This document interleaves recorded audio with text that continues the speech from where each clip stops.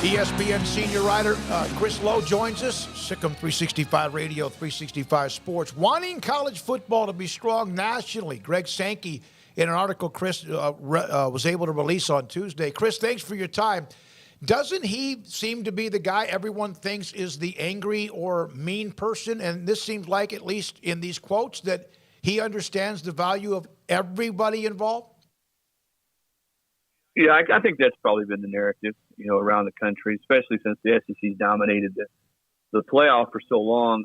Greg's thing is, the proposal that they worked up, and he was a big part of that over a year ago, was a 12-team playoff, which featured 6 automatic qualifiers for the top 6 conference champions. Now, mind you, that would not be automatically the 5 power conference champions. It would be the top 6 conference champions ranked in the committee's rankings, and then 6 at-large berths. So, he was on board with that, was a big part of putting that together a year ago, and then there was a lot of haggling, and they couldn't figure it out. So I think there's some frustration there with him that we're right back to where they were, which this could have been done maybe a year ago, and this whole process expedited to maybe have a playoff in 24. But, I think he understands that college football has got to be a national sport. It can't just be people in the Southwest and the South and the Midwest paying attention to it, that it's strongest, the sport across the board is strongest when you've got viewership and you've got interest all across the country.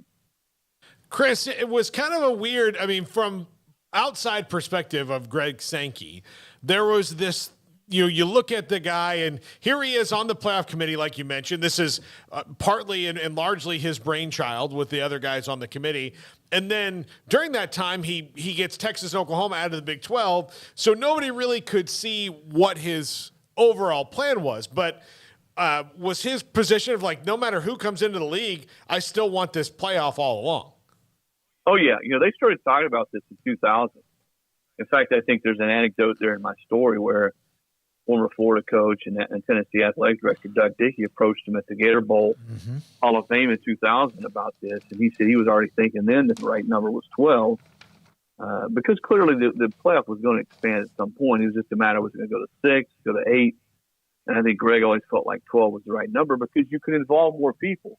And when you think about it, he's right because the last few years in a 14 playoff, you get to November, the first week of November, at that point, there's really probably only about, 7, 8 teams that really invested, maybe not even that many. You go to 12, and as he points out, you might have 30 or 40 teams still invested in possibly having a chance to get into the playoff when you hit November. I think that's the part that appeals to him, and really I think appeals to most people in and around college football. And I think that the point he was making is, listen, if you're just looking at it from an SEC perspective, we don't care if we stay where we are. We go to 12. We've won championships. We've had 2 teams in a 4-team format. We're only going to have more at 12. If you look at the rankings over the last 4 or 5 years, more times than not, the SEC would have had probably 4 or 5 teams in. So I don't think he minds that. I don't think he minds the fact that there'll be more opportunity for SEC teams. But I think he also feels like that if you're going to make college football genuinely a sport that appeals to everybody across the country, you probably need to open it up a little bit more and have some more opportunity for teams to get in. I know he made a comment in the article, Chris, about the unfortunate piece to me is rather than walking through the issues the past year, now we're trying to move it along. That was, partially the alliance, right? And those conferences coming together. Kevin Warren in that process went and grabbed his Oklahoma and Texas, so to speak. How do you think Sankey sees that whole alliance and the putting off the playoff expansion to where we are now in hindsight? Yeah. Is there still such a thing as an alliance? Does anybody know? No, clearly not. It's a word that needs to be removed from the dictionary. Greg's a smart guy, and he's got some wit to him, a dry wit about him. So I think it's clear what he's saying there, that we could have had this done last year. Right. And been a lot better chance to have a 12-team playoff in 2024. Now you've got to sort of rush it through, is what he's saying. Big Ten follows the SEC's lead, and they bring USC and UCLA from the West Coast to the Big Ten. The Big 12 responds, and they're bringing in 4 teams. And then there's the Pac-12. And people ask me all the time, I get this question, well, who do you think is probably the most on pins and needles right now. I'd say it's probably the Pac-12. What's going to happen? Are they going to get raided? You know, is Washington and Oregon going to go to the Big Ten? Are they going to go to the Big 12? I don't think anybody knows that question. And the ironic thing is the Pac-12 was one of the main ones who did not want or did not like this proposed model a year ago, which is what I outlined a minute ago, the 6 conference champions and the 6 at-large teams. Well, now, as Greg said, the motivation sort of magically changed, and now everybody wants it because they want to be able to get a seat at the table, so to speak. So, yeah, there's some frustration there. They're going to get it done. There's going to be a 12-team playoff. I think the only question is, can they work through some of these issues in time to start it in 2024?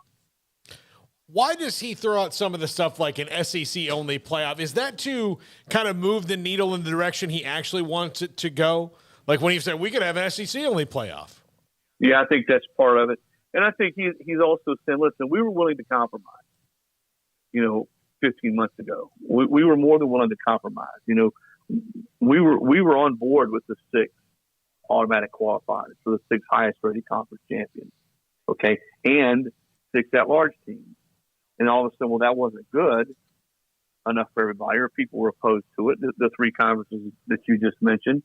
So I think Greg's point at that point, he's like, okay, well, if we're not going to do that, we'll just stay at 4. Or we'll go to 8. We'll go to 16. There won't be any automatic qualifiers. I think he's good either way.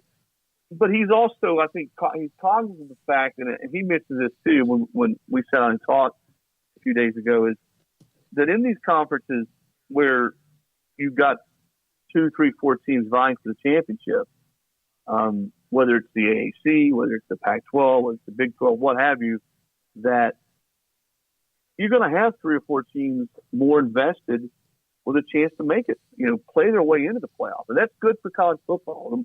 The more teams are involved, I think this is Greg's overriding message now, that we've gone through all this red tape and all this bickering and all this back and forth, everybody trying to sort of control their own territory. I think at the end of the day, what he's saying is, let's make sure in college football, with the landscape changing as it has, that we've got as many people involved and invested once we get into November as we possibly can. And the way to do that is expand this playoff to 12 teams and incorporate some automatic qualifiers for conference champions.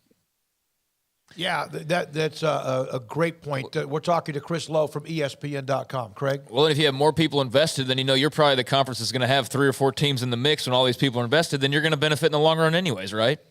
Absolutely, and he said that. And he said, listen, people think there's going to be fewer opportunities for us. No, it's going to be more opportunities for the SEC. Again, it's easy to go back and look at the rankings, the playoff rankings, or the final rankings of the last 3, 4, 5 years, and you'll see in those final rankings, if you had this proposed model in place, how many SEC teams, and there would have been a lot of Big Ten teams in there too.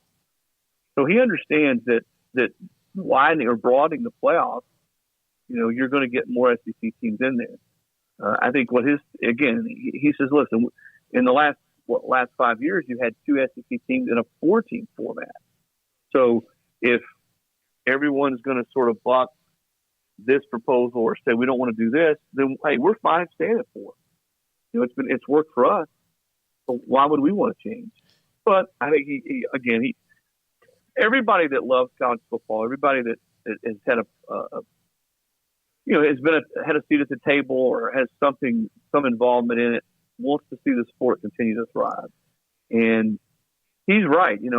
I until 15 years ago or so, I covered exclusively the SEC, and you see the SEC dominating really the Deep South when you throw in Clemson.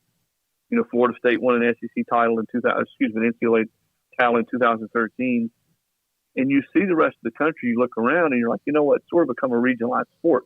Well, I don't think anybody wants that. College football is better, and it's at its best when SC, is playing for titles. When Texas and Oklahoma, the teams up in the Northeast, the teams in the Big 12, Oregon and Washington. Oregon was in the very first one. In 2014, you had the very first playoff. Oregon was there in that playoff. It's a better sport. It's a more well-rounded sport when you've got more teams playing for it. And again, you've got more fans interested, genuinely interested in the sport. Chris, I was just curious, there's obviously expansion's always a crazy topic, and the SEC kind of re-kickstarted that topic last summer. Not kind of, I mean, they did, and then the domino effects. When Greg Sankey had that massive move, and then a year later, here comes Kevin Warren, he does the same thing, does he just tip the cap and say, well done, or is there a feeling of like, okay, how do we, does he even feel the need that there needs to be a response at some point, or does he look at it as, an opponent versus an ally? Do you get what I'm kind of saying there? I asked Greg that. I don't think he feels like that they need to respond.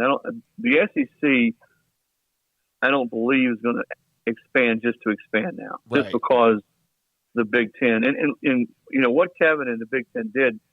Kudos to them, because they went and they took the West Coast two big dogs.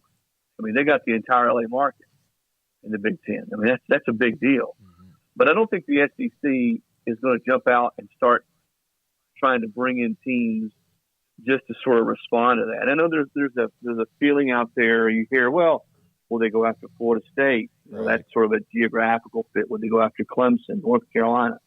I don't think they feel that way. If those teams reach out to them and they feel like there's a need or they want or justify the SEC expanding more, then they might do that. But right now, I think with Texas and OU coming aboard, and I think you'll probably see those teams in earlier than they're contractually going to be. I think you'll probably see it happen in 24. I think at that point, the SEC is pretty good with 16 teams. I think also for the teams outside of being blue bloods or teams that have been really pretty good, and you're still the same teams are going to make the playoffs, but when you go back and look at who would have been in the playoff in the last, 8 or 9 years or so, and Baylor, maybe a couple, 3 times, TCU once or twice, among some others, I think that's healthy, that they all know, as you mentioned, that when they start in August, they know they have a chance. There's hope that they're going to get in, and a very pretty good opportunity they get in the playoff. Yeah, both of those teams. I throw Oklahoma State in there as well. Yes, absolutely. They'd be another school if you looked at it over the last decade. They've gotten in multiple times in this format, this proposal we're talking about right now. No, I think it's people say that the skeptics say, well, I don't want to ruin the sanctity of the regular season. Well, I don't think you're really doing that. I think what you're doing is with opt-outs and teams, kids not playing in bowl games and the bowl games seemingly being a lesser deal than ever before. I think what you're doing now is you're giving teams and players more of a reason once you hit November to keep playing, to hang in there, and that if let's take the Big 12. Let's use the Big 12 as an example. Let's say that conference this coming year has sort of beaten up on each other, and you don't have anybody ranked in the top 10 or the top 7 or the top 8. Well, in a 12-team playoff, in this proposal, that the conference champion is almost certainly going to get in. So even if you've lost 2 games, and you're Baylor, you're Oklahoma State, and you win that Big 12 championship, then you're probably going to get in. Whereas in a 4-team format, there's no way you get in. Yeah, doesn't it reinforce November, which is the regular season? Yeah, that's what I'm saying. I think it does. I think for more teams and more players, it makes November, more important. It makes it, it just, again, right now, I think it's this because of the 14 playoff and coaches warn. I remember Nick Saban talking about this. He said, once we go down this road, the bowls are going to become less important. And he was right. Now, certainly hadn't hurt him in this program. They won 6 national championships. But I think people realized what was going to happen, that the playoff was going to become so end-all with just 4 teams that everybody else was sort of going to be left on the outside looking in. And I think that's what Greg, and he's not the only one. I've talked to other commissioners and other power brokers in college football who feel the same way, that it's sort of the responsibility of all of them right now to figure out a way to make this college football a little bit more inclusive across the country. Now, that doesn't mean that all of a sudden other teams that haven't won championships are going to start winning them. I mean, you look at the semifinals, guys. Look at the playoff semifinals the last 6, 7, 8 years in the 14 playoff. Most of them have been blowouts. So I don't know that this necessarily means the usual suspects aren't going to continue to win titles, but at least it opens it up for more teams to be invited to the party and have a chance. And I think, again, I don't want to repeat myself, I think that's good for all of college football. Do you think that when Greg Sankey's in the same room with Kevin Warren or Phillips and also Kleofkoff after the alliance, is there a little bit of tension, or is he so confident it doesn't matter? Well, Greg's a very confident guy, a very smart guy.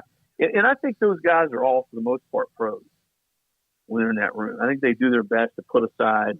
Now, I'm sure there was a few cold shoulders after USC and UCLA in the middle of the night go to the Big Ten. I'm not sure that the folks out in the Pac-12 were jumping up down going to dinner with Kevin Warren.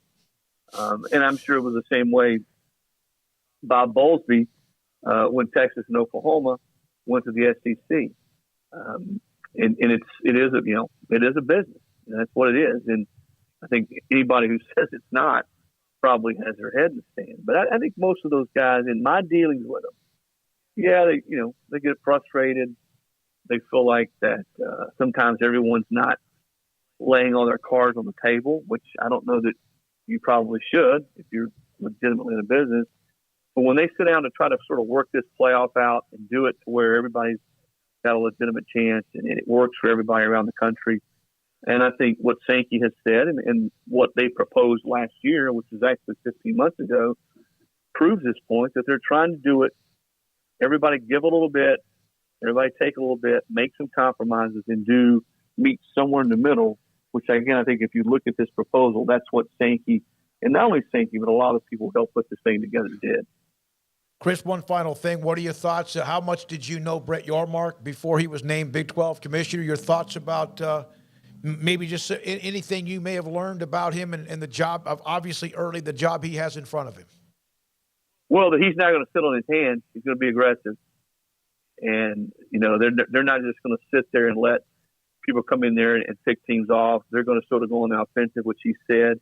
I mean, I like the 4 teams. You look at the teams they brought in, and I was with Mike Gundy out there in Stillwater this summer. We were talking about it. I mean, you got UCF, you got Cincinnati, you got Houston coming in, BYU, all teams with football-centric reputation. I think they did. Granted, you don't want to lose OU in Texas in an ideal world, but you bring in teams that all have been pretty serious about football and have had some success. So I think that in itself proves that they're just not going to sit back and they're going to go on the offensive. And I would say that you'll see them continue to try to explore to bring in teams, especially given what may or may not happen out west with the rest of the Pac-12. Chris, thank you. Really appreciate it. Chris Lowe, again, ESPN senior writer, his story with Greg Sankey.